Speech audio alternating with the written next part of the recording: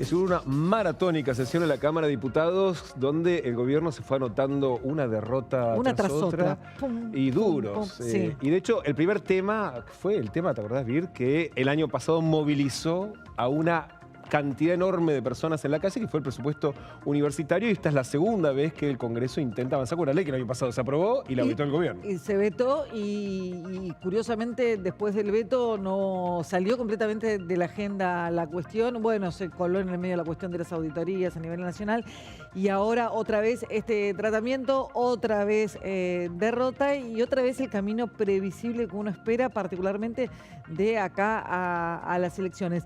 Si te parece, vemos el momento en que la votación salía tal como se preveía, contraria al gobierno.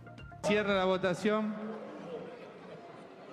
158 votos afirmativos, 75 negativos, 5 abstenciones.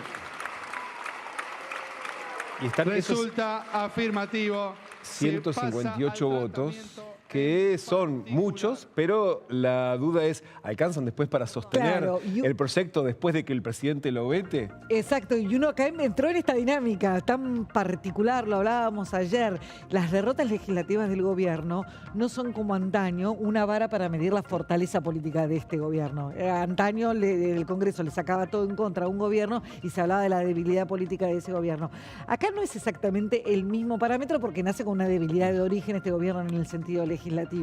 Pero sí es interesante ver esta dinámica que ahora cada vez que el Congreso aprueba un proyecto, cada vez que el Congreso aprueba no solo un proyecto, una ley, convierte en ley algo, bueno, lo que se mide es con cuántos votos lo hizo, porque después de eso cómo ratifica, cómo sostiene el proyecto o cómo el gobierno puede defender un eventual veto, que estamos en ese tránsito, por supuesto, en este momento. Y de hecho, el año pasado, la oposición con más votos que ayer había logrado la sanción y después el presidente la votó y se pudo sostener precisamente el veto porque, ¿te acordás lo que era el grupo de... Héroes. Exactamente, los héroes, los del asado en la Quinta de Olivos, habían logrado sostener. Claro, ayer hubo bastantes ausencias, hubo algunas abstenciones, que precisamente es lo que permite después la especulación sobre, bueno, cuáles son los después, las manitos que aparecen. ¿Cuál es el número real cuando? Y de hecho, algo de eso, si es que se llegan a tratar antes de octubre, cosa que muchos dudan en el Congreso, ya lo veníamos contando, se llegan a tratar los vetos de este lunes, bueno, ahí también se va a medir en definitiva cuántos votos de verdad tenía las leyes que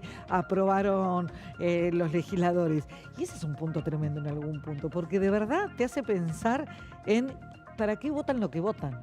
Las leyes son, pero bueno, es una discusión más filosófica que no tiene que ver con este momento. Ayer la ley de financiamiento universitario aprobada por diputados. Exactamente, falta, como decías, que la apruebe el Senado. Recordemos, una ley que lo que establece es actualizar por el IPC en forma retroactiva tanto los recursos para el funcionamiento de las universidades como para los salarios y establece pautas para las paritarias. O sea, obliga al gobierno a sentar las paritarias, algo que fue muy cuestionado por el oficialismo y el PRO, diciendo, bueno, pues ustedes están cambiando la ley de paritarias. Y además están pidiendo un privilegio que no tiene ningún otro trabajador en la Argentina. Es calcado esto de lo que se vetó el año pasado, pero hay un argumento muy poderoso que tiene la oposición a la hora de tratar cualquier tema presupuestario, cualquier tema de financiamiento de cualquier sector del Estado, que tiene que ver con que precisamente por segundo año consecutivo el gobierno no tiene presupuesto. Uno de los que habló, por supuesto, ayer en la sesión fue Miguel Ángel Pichetto, que defendió el proyecto que se aprobó ayer. El diputado fue ministro de Educación de un gobierno que medianamente a los grandes centros universitarios, en términos generales, podríamos decir que mantuvo un flujo de recursos, no así como el gobierno anterior, que fue muy superior, pero indudablemente el gobierno al que él perteneció mantuvo los recursos universitarios sobre niveles razonables y nunca el Congreso tuvo necesidad de dar un debate aquí adentro. ¿Por qué? Porque es un tema de la política y es un tema del presupuesto. Este debate que él abre lo tenemos que discutir en el nivel del presupuesto, como dijo el diputado Agos Carreño, y definir las prioridades de cuáles son la asignación de recursos. Llevamos 2 años sin ley de presupuesto, así que yo no veo a la gente en los barrios populares, en los almacenes, predicando sobre el orden fiscal. Bueno, ahí estaba hablando ahí Pichetto refiriéndose al diputado Finocchiaro, recordemos, exministro también de Educación de Mauricio Macri, presidente de la Comisión de Educación de la Cámara de Diputados, que había sido el primer crítico del proyecto ayer, porque precisamente como presidente de la Comisión de Educación le había tocado rechazar, con los argumentos del oficialismo, este proyecto de diputados. No fue el único proyecto, ya te lo venimos contando, que salió contrario a las expectativas del gobierno. Desde el minuto cero en que se consiguió el quórum y hubo sesión, el gobierno sabía a lo que se enfrentaba, a la derrota tras derrota. La segunda derrota de importancia fue también la ley de emergencia para el Garrahan. Si te parece, escuchamos antes al radical Campero, que habla precisamente sobre este proyecto, anticipándose al veto, que ya Milei dijo que va a ocurrir, pero marcando alguna diferencia con la posición del oficialismo sobre veto a todo lo que aprueba la oposición en el Congreso. Esta es la realidad de la Argentina. Se agarran de tema noble para reventar el gobierno. Pero el gobierno tiene que dar gesto a esos sectores totalmente necesitados y que están sufriendo. Y es una realidad que sufre la Argentina hoy en día, que está costando un poco llegar a fin de mes. Tampoco es sano para la democracia de la Argentina que se generen o se empujen X cantidad de vetos y todo termine judicializado. Que los que tenemos una responsabilidad y no somos parte de la Libertad Avanza, pero tenemos la libertad de poder votar como pensamos y como queremos y como entendemos que le hace bien a la Argentina, hoy es necesario darle la herramienta al gobierno para que pueda cuanto menos sobrevolar esta difícil situación, porque como vos decías recién, esto se va incrementando, ya está el emplazamiento ahora para la semana que viene por el tema del planteo de los gobernadores, la semana que sigue serían los vetos, por lo tanto calculo que este año va a ser un año de mucho movimiento acá en el Congreso y de mucho, bueno, también responsabilidad para el gobierno para poder responder adecuadamente. Bueno, ahí estaba, ¿no? Un radical con peluca, ¿no? Advirtiendo sobre la agenda que se viene, porque claro, además en un año electoral, a diferencia de lo que habitualmente ocurre, donde cuando hay campaña se cierra el Congreso, evidentemente la oposición se da cuenta que puede hacer campaña en el exactamente. Congreso, bueno, de hecho lo admitieron abiertamente, obviamente en off y todo eso, lo admiten abiertamente cuando dicen todas las leyes que votamos y que el gobierno vetó el lunes, aumento de jubilaciones, moratoria previsional, la emergencia en discapacidad, que es así, es realmente algo sensible. Dicen, bueno, probablemente no vamos a poder, no tenemos los números para rechazar el veto. Pero bueno, por lo menos vamos a poder hacer campaña con esto. Vamos a poder hacerle pagar el costo político. O sea, bueno, son temas sensibles, son leyes para mucha gente muy importantes y bueno, me parece que a veces se los ve con una mirada muy particular. Bueno, de hecho, la gran duda es si el gobierno paga costo político o en qué sector paga el costo político. Porque ahí es donde uno dice, si el costo político es tan grande, ¿se expondría a esto en un año electoral? Bueno, es una de las lecciones que dejó el año pasado. El año pasado, en agosto, también vetó la ley de jubilaciones, que un aumento de jubilaciones que ya se había propuesto con una fórmula de indexación, etcétera. La vetó, y también financiamiento universitario. Fueron dos vetos que en su momento sí les generaron un costo político que se tradujo en una caída de unos 5 puntos en la imagen positiva de Milei, que después rebotó y subió incluso por encima del nivel anterior a esos vetos. Con lo cual, la pregunta que vos te haces es realmente, sobre todo cuando por repetición empieza a quedar un poco por ahí en evidencia cuál es el verdadero foco del Congreso cuando...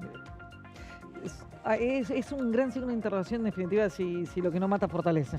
El otro tema, lo anticipabas, fue la ley de emergencia pediátrica que busca garantizar los fondos para el Garrahan. Acá, a diferencia de la votación anterior, sí se lograron los 2 tercios. Pero claro, de vuelta, se lograron los 2 tercios porque hubo también muchas ausencias y algunas abstenciones, lo que no garantiza que si llega el momento, después se pueda sostener la sanción después de que el presidente, como ya anticipó, lo va a vetar. Si le parece, escuchemos a Norma Lezana, que es precisamente la secretaria general de los trabajadores del Garrahan, que participó precisamente en los movimientos laterales al debate. Se equivoca, Milei, si piensa piensa que no va a tener un costo político, sus propios votantes apoyan que debe existir el Hospital Garrahan, porque si no, ¿a dónde irían el 40% de los niños con cáncer que se atienden en el hospital y que el 80% de los niños con cáncer se atienden en el sistema público de salud?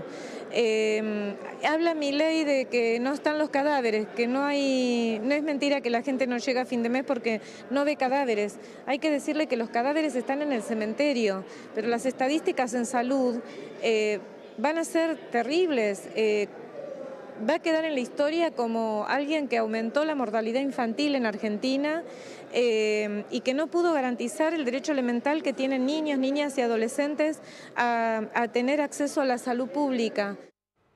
Acá hay un punto de Lezana que efectivamente hay un apoyo muy grande al Garrahan y efectivamente es probable que en este punto puntual sí haya por lo menos una alerta para medir, porque acá sí puede haber un costo político no menor para el gobierno, siempre y cuando la sociedad no intuya que se politiza, porque hasta ahora el reclamo del Garrahan estuvo bien encapsulado en lo que era, la verdad, una situación realmente precaria para un hospital insignia de la Argentina, sobre todo pediátrico, pero ahí es donde se empieza a poner siempre viscoso. Todo lo que tocan los políticos por estas horas es susceptible de relato para el gobierno y de dar vuelta. Sí, en un año electoral especialmente. Especialmente. Según datos de la Oficina de Presupuesto del Congreso, el proyecto que busca garantizar el financiamiento del Garrahan tiene un costo de 113.000 millones de pesos que, como se viene hablando, no prevé cuál es la fuente de financiamiento y de hecho ayer Milei retuiteó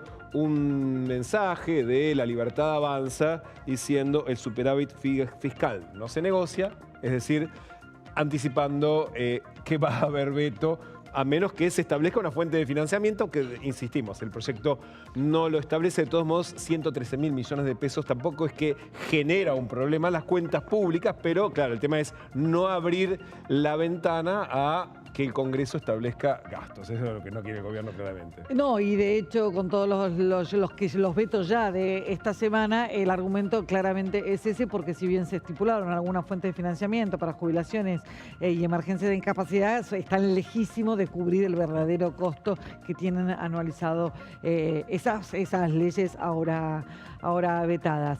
Te lo contábamos al principio, hasta acá la jornada era mala para el gobierno, realmente ya era entrada la noche, ya la cosa venía muy fea. Bueno, se puso peor. Sí, claro, porque cerca de la medianoche, muy rápido, se votó un paquete de rechazos a decretos de delegaciones del gobierno. Estas reformas que, ahí estamos viendo la cara de Sturzenegger, del ministro de Desregulación, hizo en los últimos meses, sobre todo sobre el filo de las facultades delegadas. Claro. Y además un DNU, ¿se acuerdan? El que modificó el régimen de la Marina Mercante, que es el que estableció el nuevo régimen de las protestas, hasta donde se puede realizar una retención de tareas por cada sector, que establece, digamos, servicios mínimos obligatorios que se deben prestar, por ejemplo, en educación, que es un decreto ese de la Marina Mercante, el más saliente, si se quiere, el más relevante de todo. Bueno, eran todos relevantes, pero el punto es que ese decreto incluso está suspendido, claro, porque está objetado por la justicia. Exactamente, la parte específica sobre el derecho a la protesta. A ver, ¿cuáles son los decretos que ayer la Cámara de Diputados rechazó? Porque como son decretos que incluyen facultades delegadas, tienen que ser aprobados o rechazados por el Congreso, como un DNU, funciona con la misma lógica. Ayer rechazó el que había modificado el INTI, el INTA, por una el que lo fusionaba. Exactamente. Después, el que modificaba algunos organismos de cultura, de los que había venido hablando Nieves en las últimas semanas. También el que modificaba el Banco Nacional de Datos Genéticos, algo que generó muchísima controversia. Te decía, el DNU de la Marina Mercante, que regula el derecho a la protesta, y también el que modificaba la Secretaría de Transportes y Vialidad Nacional. Esos fueron los decretos que ayer, a última hora y con bastante polémica... el que modificaba, el que eliminaba. Vialidad. Lo que pasa es que elimina el organismo, mantiene las funciones dentro de la Secretaría de Transporte. Lo cierto es que... Digamos, con o sin decreto, básicamente en la práctica va a terminar ocurriendo lo mismo. De hecho, ya no tiene presupuesto. Entonces, por eso, no es que, pero como síntoma político, bueno, es una señal. Exactamente. Significa que los decretos ya fueron rechazados definitivamente Técnicamente no, tiene No. que expresarse también el Senado. Hasta que no se exprese el Senado siguen vigentes, pero ya hemos visto, el Senado le resulta mucho más fácil lograr esas mayorías que son simples de los presentes para rechazar, con lo cual habrá que ver si hay voluntad política de los gobernadores de también enfrentarse con esto. Un ratito vamos a hablar que hubo a hacer otra noticia para los gobernadores que están pidiendo recursos, en especial de los ATE. Y que hay muchas noticias con los gobernadores porque en el medio de todo esto está la campaña, está el entramado de acuerdos políticos y hay negociaciones para todos los costados con múltiples objetivos, entre ellos principalmente electorales. Completito el panorama para En un esta ratito mañana. hablamos de eso. En un ratito, por supuesto.